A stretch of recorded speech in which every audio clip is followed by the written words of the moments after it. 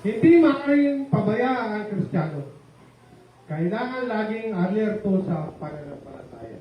Palagi natin sinasabi yun, increase your faith, increase our faith. Dagdagan natin ang pananampalataya natin.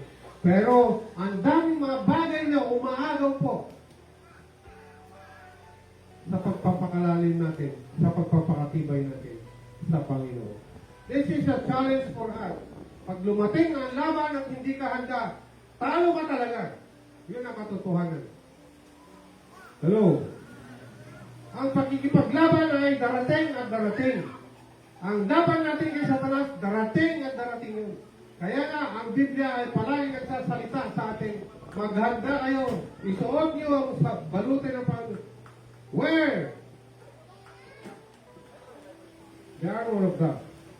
Amen? Hindi lang ito yung unang nating pakinig sa sermon na ito. Maraming beses natin.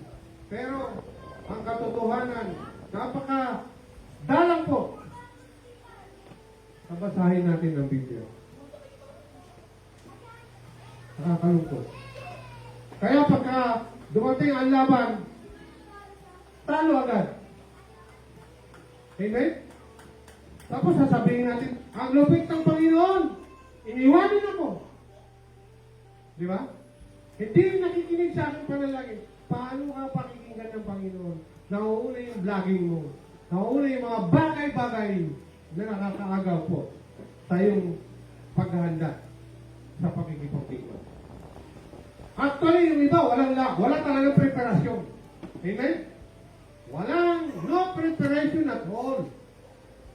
Hindi ka mananaig na wala kang preparasyon. Hindi po magsisinungaling ang Biblia po. Amen? Bilang aplikasyon, huwag hayaang manaig ang galit at kasalanan.